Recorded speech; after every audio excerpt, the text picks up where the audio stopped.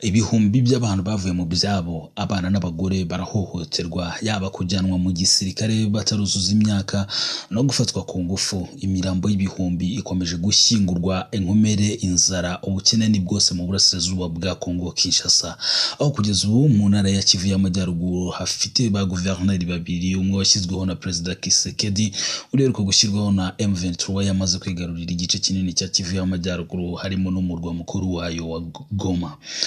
Ibi byose hamwe n'amateka y'umutekano muke, amacakubiri n'ibindi bimaze ibinyacumi bigera muri bitatu mu burasirazuba bwa Kongo, cyane muri iki gihe abayobozi bakuru barimo abaminisitiri n'abakuru b'ibihugu bateraniye mu nama idasanzwe Dar es Salaam muri Tanzania.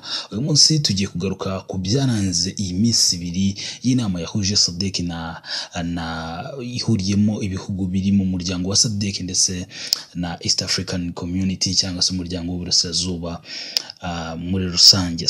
Iyi nama ni inama yatangiye tariki ya 7 Gashyantare aho hateranye inama y'abaminisitiri b'ibihugu bigize Afurika y'Iburasirazuba ndetse na Afurika n'umuryango wa Afurika n'umuryango w'iterambere wa Afurika y'Epfo. Ikaba yarafatiwemo imyanzuro irimo inama y'abaminisitiri yafatiwemo imyanzuro irimo kurekura imfungwa no kurekeraho imirwano, gufungura ikibuga cy'indege cya Goma n'andi mayira mu rwego rwo korohereza abatanga ubutabazi, gukora gahunda ihamye yo kugarura umutekano Goma, gucyura imirambo y'abaguye ku rugamba no gufasha inkomere, gukomeza gahunda ibiganiro biganisha ku mahoro, gushyiraho gahunda ihamye yo kurandura FDLR n'ibiganiro hamwe n'imitwe itavuga rumwe n'ubutegetsi bwa Kongo, hamwe kandi harimo no gutaha kw'ingabo zitandukanye ziri muri DRC, guha icyubahiro ubusugire bwa Kongo n'ubw'ibihugu bihana imbibi,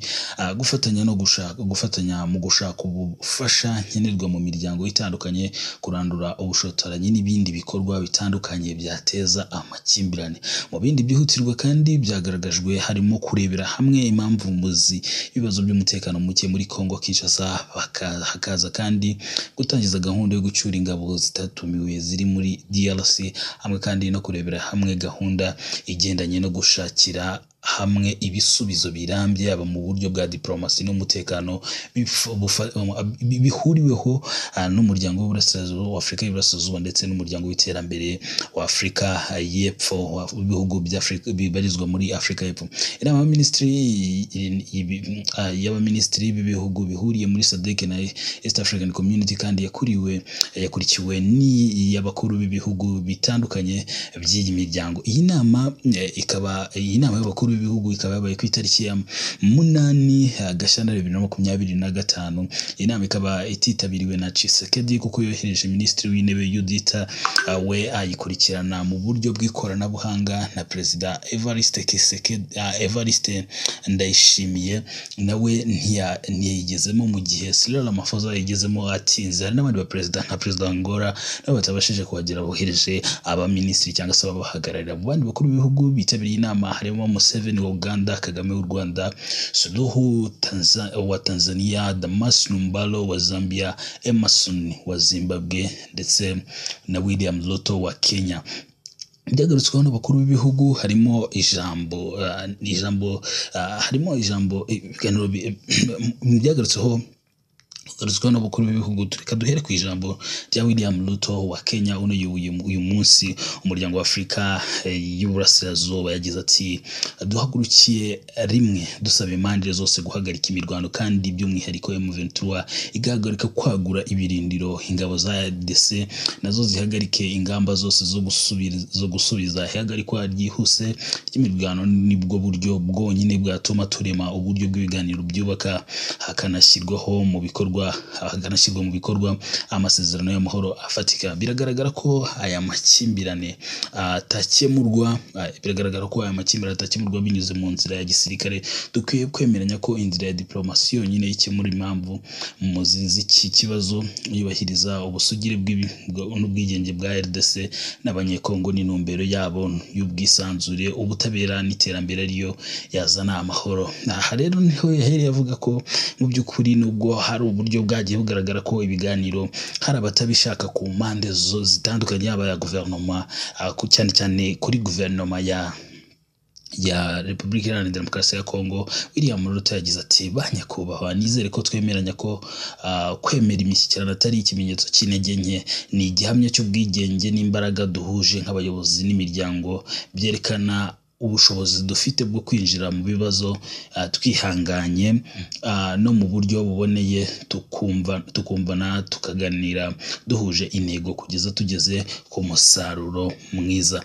Yoweri Museveni nawe ni nkaho atavuze ibintu bigiye kure y'ibyo William Ruto yagaragaje. Yagize ati icyo nari nasabye kuri iyi nama ni uko Perezida Tshisekedi akwiriye kuganira imbonankubone n'abo bafitanye ikibazo, kuko kitugiraho ingaruka twese. Nta hantu heza hashobora gukemurirwa iki kibazo nko muri iyi nama. Nizeye ibiganiro byiza. Samia Hassan iyi nama nawe yagize icyo atangaza. Yagize ati iyi nama iduhurije hamwe isobanuye amahirwe yo gushyira hamwe imbaraga no gushakira hamwe ibisubizo ku makimbirane, twubaka amahoro arambye n'umutekano mu bice bya East African Community ndetse na South African Development Community. Ibindi byagiye bigarukwaho harimo kuba ari byiza kuba ibihugu bya Afrika bikomeje kwishakamo ibisubizo kurenza kujya kubishakira ahandi.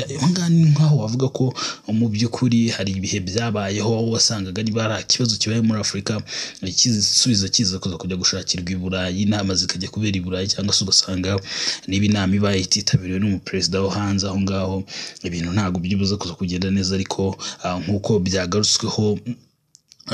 byagarutsweho mu buryo bumwe cyane ubundi, nuko mu by'ukuri iyi nama isobanuye kuba Afrika iri kugenda itera imbere mu kwishakamo ibisubizo. Ni inama rero umuntu yavuga ko irabaye yitezweho ibintu byinshi, yitezweho imyanzuro ikakaye mu buryo bumwe cyane ubundi. Ni inama ibaye ariko ntago M23 ihagarariwe, kandi M23 mu by'ukuri iri mu umuntu yavuga ko niyo mvano yo kuba ibi bibazo byose biri kuba. Abantu benshi bakomeje kwibaza ati se mu by'ukuri niba M23 itari mu ibi biganiro, ese imyanzuro iza kuza gufatwa uwo bireba adahari iraza kuza kuba imeze ite? Wenda se haraza kuza kubaho wenda se uburyo bwo kuba baza kuza guhamagarwa bakaba bakemvuvinga, kuko mu by'ukuri icyo umuntu yavuga nuko ni inama byabanje hari nka presentation yo kugaragaza umujyo ndetse n'ikigamijwe kugira ngo inama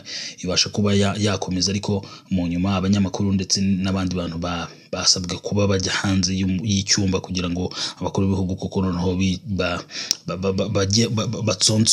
batsonsore ibibazo, babijye imuzi, buri mu perezida ahabwa umwanya, yaba bitabiriye ndetse n'abatitabiriye bashobora kuba bagira involvement, umwanya mugari nyine baganire ku iki kibazo mu buryo bwimbitse, bagaragaze ibibazo bikomeje kugenda bikururwa n'uyu mutekano muke mu burasirazuba bwa Kongo. Ese ubundi imvano ni iyihe?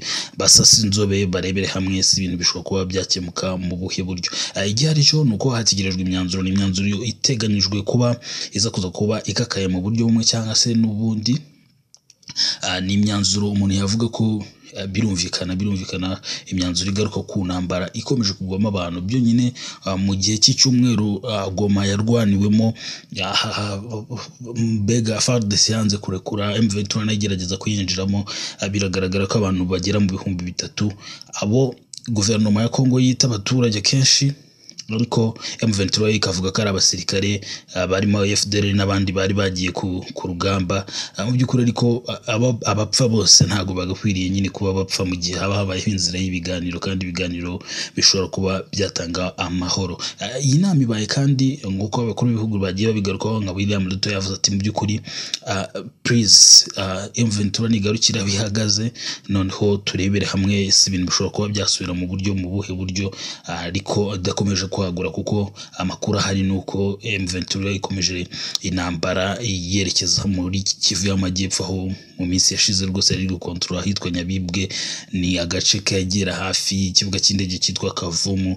Bigaragara ko abagabo bakomeje kugenda bagaragaza ko igihe kigeze ko Tshisekedi n'abamufasha bose bo bihita amabandi, M23 yita amabandi, igihe kigeze ko bashobora kuba bagira gute bava ku butegetsi, noneho igihugu kikabona umutekano urambye. urambye. Ni intambara yaje mu by'ukuri Tshisekedi bari bamwizeye ko wenda azatanga ibisubizo mu mutekano muke wari umaze imyaka n'imyaniko mu burasirazuba bwa Kongo, ariko ngo yarabatengushye nk'uko General Makenga yabigarutse avuga ati twebwe twagerageje ibiganiro guhera muri 2018 2019 ubwo Perezida Tshisekedi yajyaga ku butegetsi ati ariko ntitwigeze duhabwa umwanya, ati ahubwo birangira tugiye tubona aho twibereye baratwatatse, ati kuvuga ngo turi mu ntambara kugeza n'uyu munsi. Ati gihari nuko Tshisekedi yaratubeshye, ataba politiciye n'ababeshyi. Ati none ikindi kintu gitangaje bakomeza kuvuga ko tutari abanyekongo kandi turi abanyekongo, ni n'abasirikare bamwe dufite ahangaha harimo abacyanditswe nkaho kuko bavuye mu gisirikare cya FARDC, bacyanditswe nkaho bakorera FARDC ndetse n'amaranka yabo yazamutse ndetse n'imishahara yabo igitangwa, bakaba bagiye habwa imishahara kandi barabashije kuba bava mu ngabo z'igihugu uyu munsi bari muri M23. So rero turaza kumenya ese ibintu birarangira bite, biragenda gute, niki kigiye gukurikiraho, imyanzuro iza kuza kuvamo ahangaha ese iraza kuza kunyura M23 itatumiwe, ese imyanzuro iza kuza gufatwa hari ikiza kuza guhindura ku mutekano muke ukomeje mu burasirazuba bwa Kongo, ese iraza kuza gufungura amaso cyangwa se ifungura umutima wa Tshisekedi abe yagana na M23, kuko ibiganiro ari byo bishobora kuba byarengera ubuzima bw'abasivili bakomeje kubigiramo ibibazo, bahungira mu bice bitandukanye, abakomeje guhunga kuva mu myaka itambutse. Ese biraza kuza kurangira gute? Reka dutegereze rero amakuru turaza kuyabagezaho, turabagezaho byanga ibikundi imyanzuro yavuye mu inama none iri kubera mu muhezo y'abakuru b'ibihugu bigize umuryango wa Afurika y'Iburasirazuba ndetse n'umuryango w'iterambere wa w'ibihugu bibarizwa muri Afurika y'Epfo. So turabashimiye kandi turabakunda. Nimba utarakora subscribe please make sure ko wakoze subscribe kugira ngo tujye tukugezaho amakuru ameze neza kandi yizewe.